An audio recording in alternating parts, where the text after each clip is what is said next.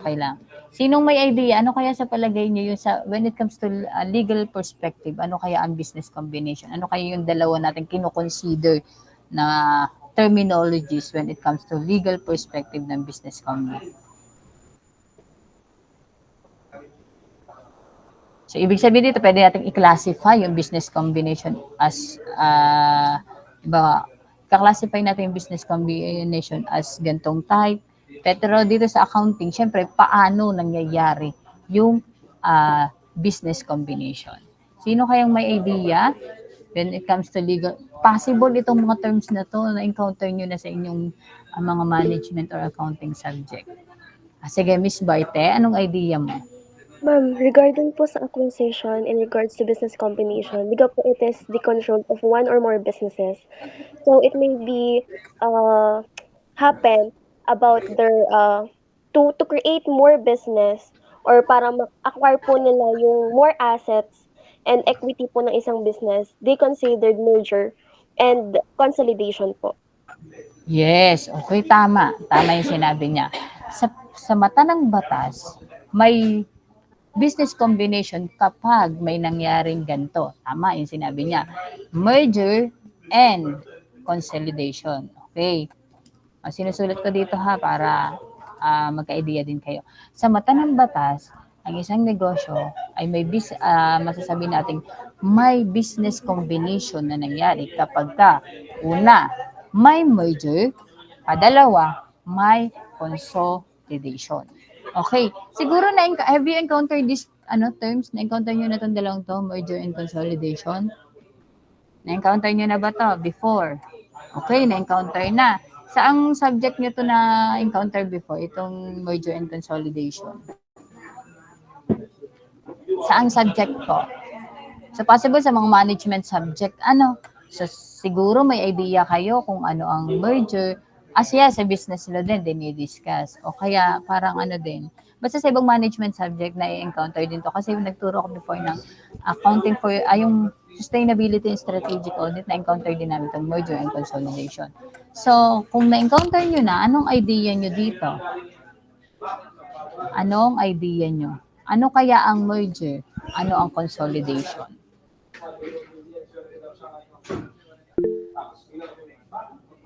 Any other hands? Sige, Miss Sanchez, nag-raise ka ng hands kanina eh. So baka may idea ka. I-share natin sa classmate. What is the difference between merger and consolidation? Hindi lang po ako sure kung alin dun sa dalawa. Pero po, yun po ay pareho na nagsasama yung dalawang business. Tapos sa merger po hindi ko lang po sure. Pero yung isa po dyan ay meron po na nagdo-dominate. Kumbaga po ay na-over, po yung isang, kumbaga po ay parang nagiging under na po ng isang business yung isa. Tapos yung isa po dyan sa dalawa na yan ay nagkakaroon po ng bago na company. Kunwari po ay company A plus company B, nagkakaroon po ng company C. Yun po. Okay, sige. Tama yung concept niya. Hindi niya lang ma-identify or hindi lang siya sure, hindi ma-recall kung alin sa dalawang term yun. Okay, sige. Mr. Hernandez, sige, baka naalala mo kung alin yung tinutukoy ni Miss Sanchez. Sino nga yung mga sumagot? Sige, continue, Mr. Hernandez. Ma'am, based po dun sa naalala ko sa law po namin, ay ang merger po, yung pong merger, dun po yung may magme-merge sa isang company tapos yung isang company po ang magre-retain ng pagpa-process po. Tapos dun naman po sa consolidation, yung dalawang company po ay magme-merge tapos dun po mabubuo yung panibagong company. Okay, yes. Very good. Malinaw. Tama si Mr. Hernandez. Pag sinabi daw natin merger, it is where two businesses combine. Nag-combine sila, but there will be a surviving, tandaan nyo, surviving business. May isang bigay, or ang nangyari naman talaga dyan, baka may binili, may nag-acquire ng isang business. So, halimbawa ako, may Jollibee ako, Jollibee Corporation. Ngayon, nakipag-merge ako sa isang businesses. So, mga pwedeng nangyari nung ako nakapag-merge, binili ko yung isang negosyo. Binili ko yung isang negosyo dahil ako yung acquirer, ako yung purchaser, ako yung bumili. Malamang sa malamang, sino ang magiging surviving business? Class, sino magiging surviving business po? Dahil ako yung bumili, sino yung possible magiging surviving business? Sige, pwede kayong magsalita ka lang sa pwede naman po. Sino ang magiging surviving? Sige, Miss Ann, sino magiging surviving business? Ako, may Jollibee Corporation ako, may binili ako. Sino magiging surviving business ko? Si Jollibee pong corporation dahil siya po yung bumili. Yes. So, kapag ang situation is may bumili ng isang binili, pinurchase ko isang business, possible ba't ba pinupurchase yan? Baka nalulugi na o maaring yan yung greatest competitor niya. Yung maaring yan yung magiging greatest competitor nila. Kaya binili na lang, bibiling ko na lang to. So, dahil ako yung bumili, pumayag ito, ay di ako na ang magiging surviving business. So, yung isa is, dahil siya yung binili, hindi siya yung surviving businesses. Pero may cases na parehas naman silang dominant na business. Nag-merge lang. Paano pagka ngayon? Ano ba si Jollibee at saka si Inang Inasal? Okay, dalawa, nag-merge. Ay pagka ganun, pag-uusapan nila. Okay. So pagka ganun, pag-usapan na sino yung magiging surviving business. Pero kapag ang transaction is binili yung isa, hindi yung bumili. Okay. In best example lang, di ganito lang yan. Parang A, pagka merger, A plus B equals A or B. Malinaw, class? Okay. A plus B equals A or B. Nire-recall ko lang, class, yung ginawa ko dati. May ginawa din ako diyang mnemonic device para maalala ko kung alin yung isa or hindi. Okay. Sige. Siguro, ito pala, may dito sa consolidation ko yung nagawan yata. So, when we say consolidation naman, ay dahil yung isa, may surviving business. So, when we say consolidation, ano nangyayari dyan?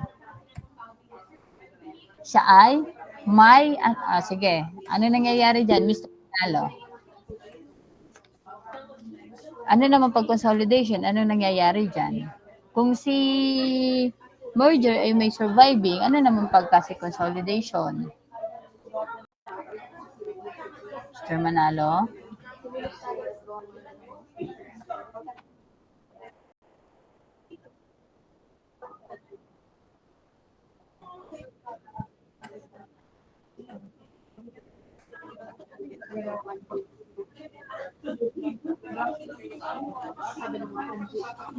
Yes, tama. Walang nagsasurvive sa kanila. They create new business. Okay. Para mas madali nyo class maalala, ito lang pala yung aking naalalang code. A plus B equals C. Okay, tandaan nyo. A plus B equals C. Pagka ganyan yung nangyari, nag-combine si business A at si business B, equals C, nag-create ng panibago, yung C, di ba mapapansin nyo, hindi, yung merger kasi natin kanina, sulat ko para mas malinaw. Ito yata yung nagagawa kong dito. Pag merger kasi, di ba, A plus B equals A plus B equals, di ba ito ay either A or B. Tama, di ba yan yun? Mapapansin nyo, nandun pa din yung letter. Mamimili lang. So, pag consolidation, so ito yung difference ha. Pag consolidation, pag consolidation. So, A plus B, nandun pa din si A at saka si B. Equal C, nag-iba. Ay di C stands for consolidation. So, ito na yung tandaan nyo. A plus B equals C. So, A, B, walang kaparehas dito, is equals to C. C for consolidation. So, pag ito naalala nyo, A plus B equals C, yung tinuro ni ma'am dati, A plus B equals C. So, ibig sabihin, pagka naiba, ay di consolidation. Malinaw. Malinaw, class. So, siguro hindi nyo na makakalimutan yan ha for the rest of your life, yung differences ng dalawa. Okay? So, same lang din. Sabi nga ni Mr. Manalo, may bagong kampanya. Eh di, halimbawa, si Julie Be, at saka si Inang Inasal, ay di pwedeng gumawa sila ng panibagong panibagong business name. Okay.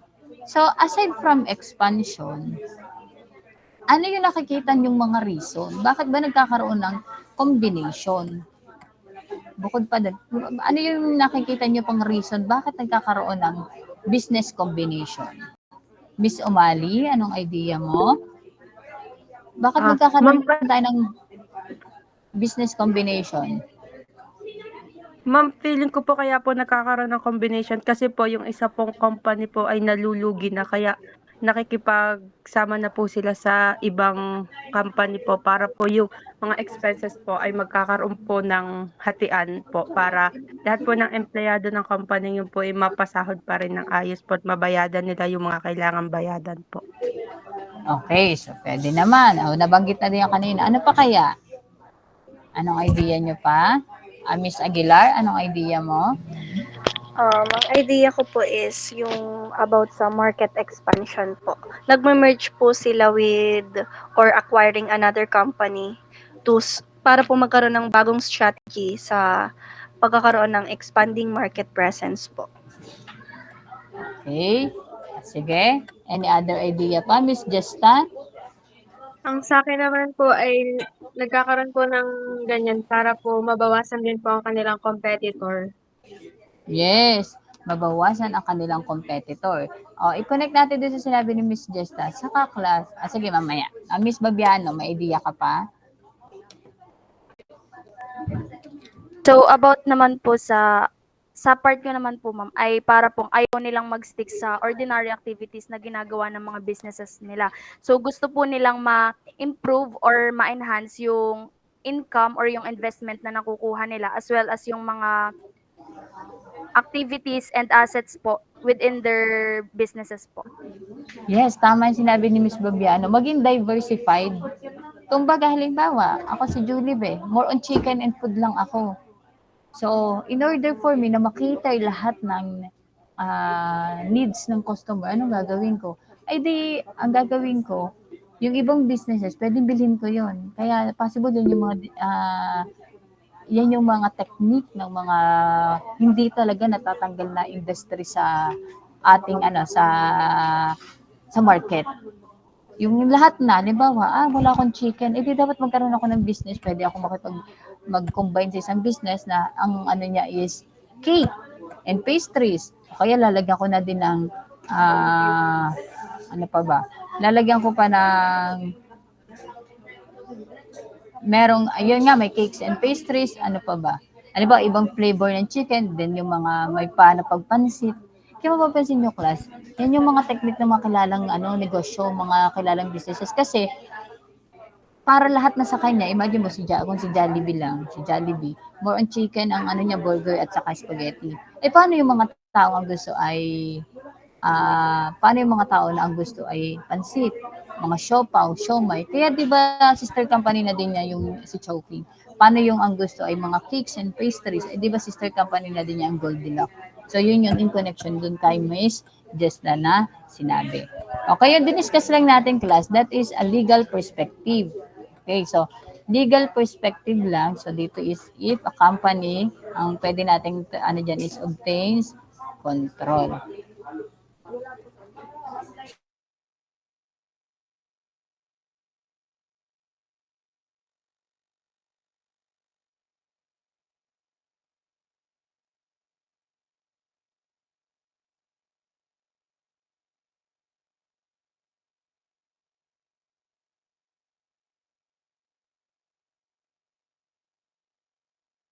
Okay, so let us proceed. Ito ay kapag legal perspective. Legal perspective. Paano naman kapag i-highlight ko lang to class for discussion purposes. So legal perspective, paano naman kapag accounting perspective? Ano naman ang accounting perspective? Siyempre, dyan na yung recording. O how do we account? Paano ba tayo nag-re-record ng business combination? O ano yung method na ginagamit natin? Okay, sino kayang may idea kung ano pag sinabing accounting perspective? Ito talaga yung focus natin, class. Ito, yung accounting. Sino kayang may idea? Sige, Miss Babiano, may idea ka? Or may nabasa ka? So, ma'am, ano po, yung ang ginagamit po sa method of accounting pag business combinations po ay acquisition method. Wherein, yun nga po, kailangan mo nang i-identify yung acquirer, tapos po yung acquisition date, tapos yung recognition and measurement po ng assets, tsaka ng liabilities at ng non-controlling interest po ay ina-acquire din po. Tapos, ang inaano rin po dyan, nire-recognize at mini-measure po ay yung goodwill or yung gain po from any bargain na na-purchase po. Okay. So sabi dito, sa accounting, tama yung sinabi niya, sa accounting perspective, syempre yung pag-purchase, yung acquisition method na ginawa. Kaya class, dalawa yan ha. Ano yung letter A? Sige, sino? Ano yung dalawang method of acquiring? Sige, Miss De Los Reyes. So, according po sa book ni Guerrero po, prior po sa issuance po ng IFRS 3, meron po tayong dalawang methods na ginagamit to account for business combination. Ang una po is yung purchase method at yung pangalawa po is yung pooling of interest method. So, under po ng purchase method, yung mga asset and liabilities po na ina-acquire ng company are usually po nare-record po siya at fair value. Then, yung purchase method po, ito po yung primary method na ginagamit. However po, under some cases po, yung pooling of interest method po ay ina-allow. Yung pooling of interest, the pooling of interest recorded the assets and liabilities of the acquired company at their book values naman po. Okay. Sige, yung binanggit niya talaga, yung method na ginagamit natin when it comes sa purchasing of business for business combination, yung si pooling at si acquisition. Pero in general, ang ginagamit natin ay acquisition method kasi para pinoprohibit na gamitin yung pooling interest method. So, doon sa purchase method class, so ito ha, tama naman yung mga sagot ko. Sa acquisition method, meron tayong dalawang ways kung paano pino-purchase. So, yun yung tinutukoy ni accounting perspective kasi how do we account or how do we record or how do we recognize a business combi? So, yung una, we have net assets acquisition. Okay, padalawa. O sige, from ang una ay net asset. Ano kaya sa palagay niyo yung padalawa? Anyone? So, wala. So, we have stock acquisition. O, dalawa ha. Sa accounting perspective, we have net asset acquisition and stock acquisition. O, from the term net assets, paano kaya nangyayari yung business combination dito sa net asset acquisition? Anyone? Paano kaya? Paano kaya nangyayari ang net assets acquisition?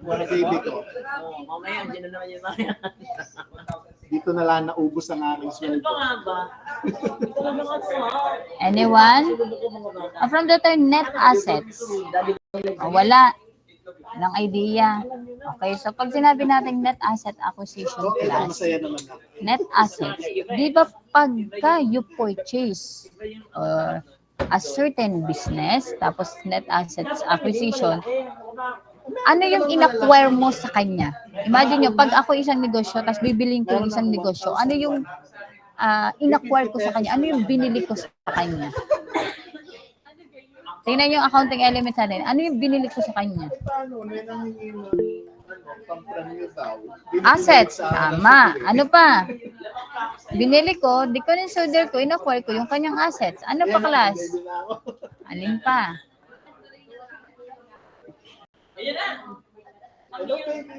Wala. Wala ka pang idea.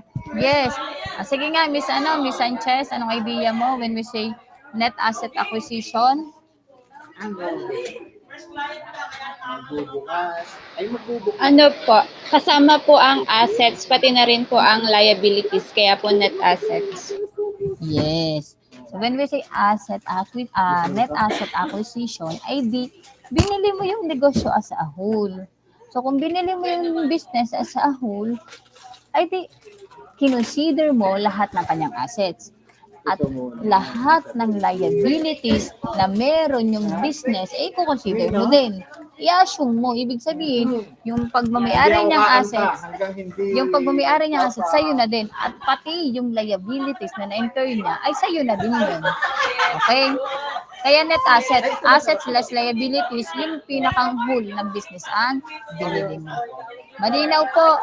So, paano daw ina-account ang assets? Paano daw po ina-account ang assets natin dito? Ano, parang nabanggit kanina. Paano ina-account ang assets? It will be at? Paano? Paano daw, class? Ano yung, paano? Imagine nyo yung nagre-record tayo ng asset, bibili natin yung asset ng isang business. Ano yung magiging, value? Ano yung magiging value niya, class? Acquisition cost po. Fair value po. Yes. Thank you po, sir. At will be at fair value. I-re-value mo muna yung mga assets niya. Tapos yung assets niya, kung ano yung value, yun yung i-re-record mo, yun yung binili mo sa kanya. Diba? Except, dito ang sinabi class is identifiable. Yung kayang i-identify na assets, ha? Okay, lahat ng assets na part ng business na identifiable. Okay. Kung merong bakit kaya class in-specify na identifiable assets? Ang una mo muna gagawin dito is acquisition of assets. Di ba? Yung business na binili mo or i-combine mo sa'yo or merge mo sa'yo, merong assets. Yung mga identifiable assets, kailangan mong i-restate at fair value. Kasi may cases na yung isang business merong goodwill, may existing goodwill siya. So dahil ang goodwill ay unidentifiable, intangible assets, so hindi mo siya isasama sa total value ng assets na binili mo. Okay, padalawa, aside from acquisition ng asset, ay di yung assumption of liabilities. Kung ano yung liabilities existing na, sa'yo na din yun.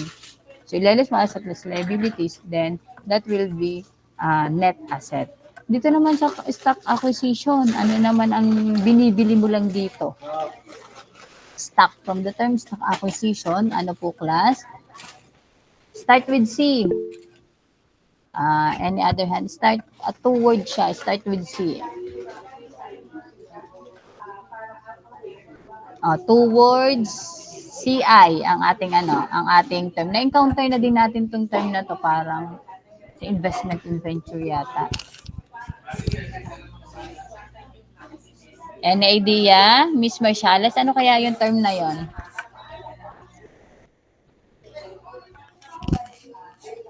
Miss Marciales, ano kaya po yon? Wala. Miss Collado, so absent din. Miss Sarmiento, ano kaya yung kinonsider natin pag stock acquisition? Ano yung binili? We have? Sige, Miss Tapia. Ano yung... Controlling interest po. Yes, controlling interest. So, controlling interest. So, dito, nagkakaroon tayo ng controlling interest. Tandaan nyo yung kapag ka-investment in subsidiary, diyan natin i-consider if it is investment in subsidiary, investment in, meron tayong tinatawag kong ito. Sir.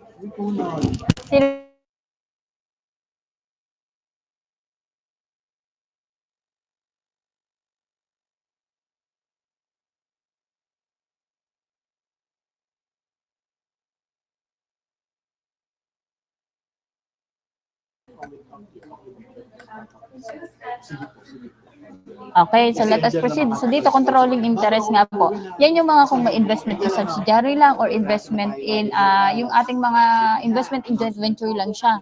So mga dyan yung papasok kapag yung, ano yung controlling percent, if it is 25%, 50%, or above 51%. So yan yung pag-aaralan natin dyan. Okay? So, nabanggit kanina na ang gagamitin ay acquisition method. So, kung acquisition method ang ating gagamitin sa ating accounting perspective, so paano natin ire-record ang recognition ng fair value ng isang businesses na in-acquire. So, ano bang ibig sabihin pag acquisition method ang ginamit? So, ganito lang siya. Acquisition method, di ba ginawa natin, ni-restate natin yung assets, net asset at fair value, tapos kukunin natin yung net asset. So, yung net asset or identifiable net asset, ileles lang natin, alin po, para malaman natin kung may goodwill or may gain. Depende goodwill, kapag okay, so gawan muna natin dito ng pro forma class. Halimbawa, yung fair value of net identifiable assets ay halimbawa 1 million. Okay. Tapos, syempre yung price or consideration given. Price or consideration given nung bumili. Halimbawa ay 2 million. Okay. Kung 2 million yung pinabayad niya, in this case, sino ang nakatanggap sino dito ang nagkaroon ng gain? Yung acquirer o yung in-acquire? Yung acquiree? Sino class ang meron ditong, so di ba may difference tayo ng 1 million? So, ito yung difference natin.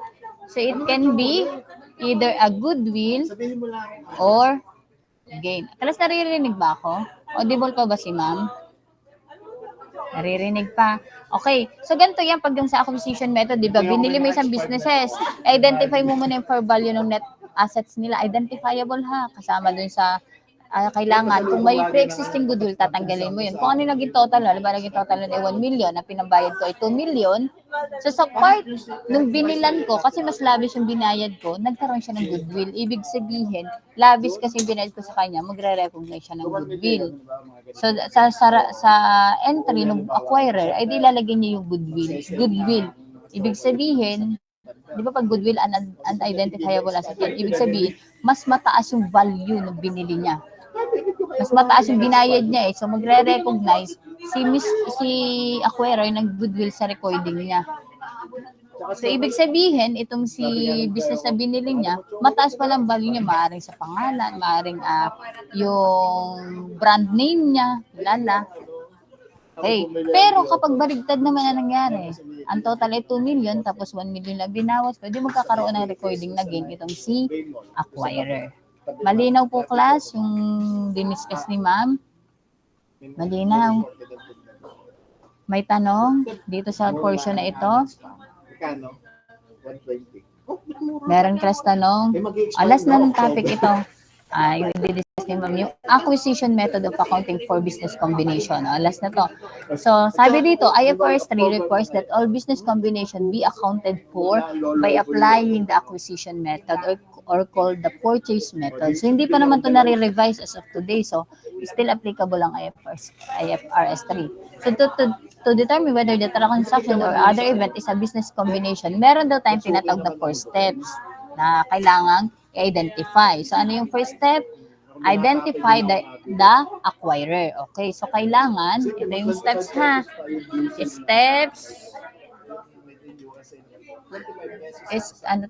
Steps in application of acquisition method. Okay, steps in application of acquisition method. Dito na lang class yung last topic natin. So, ano yung first step daw? Identify the acquirer. So, dapat may acquirer. Sino ba si acquirer? Eh, di may bibili. Merong nag-initiate ng business combination. So, kailangan, ma-identify muna natin kung ay acquirer. Kung walang acquirer, di walang mangyayaring business combination. Next, you need to determine the acquisition date. Kasi itong acquisition date, it will affect class. It will affect some of our recordings ng acquisition date. Then third one is determine the consideration given. So yun na nga po, consideration given. I-determine mo daw kung magkano yung binayad mo. So na-determine na natin acquirer, na-determine na acquisition date, yung consideration given, kung ano yung binigay mo. Then, okay, we need to recognize. So, i-recognize natin yung identifiable asset. Dahil na-identify na natin ang mga assets, so ilalas mo lang yun. Consideration given less yung identifiable asset, magre-record tayo dito ng goodwill on acquisition or goodwill on purchase or gain. Malinaw, class? Malinaw po yung ating first step. Kasi itong first step na to, next meeting, susunod by next week, doon na tayo magkakaroon ng application nung first step method, which is yung computation na. Malinaw, class? May clarification? Okay, o sige. I-end ko na lang po muna ang ating discussion dito at baka hindi makatch up kung magsisimula ako ng problem solving. Kung may tanong regards sa semestral output, pwede pong stay sa meet at magtanong sa akin. So I will be giving you the remaining time for you to prepare for your semestral output at saka sa ating quiz on Friday. Yung may question, clarification, pwede magstay muna sa meet. Kung wala na, thank you for attending despite na mga puyat pa yung attend pa kayo. Thank you for attending the class. So you may leave the meet na po. Liit lang kamay. Thank you po.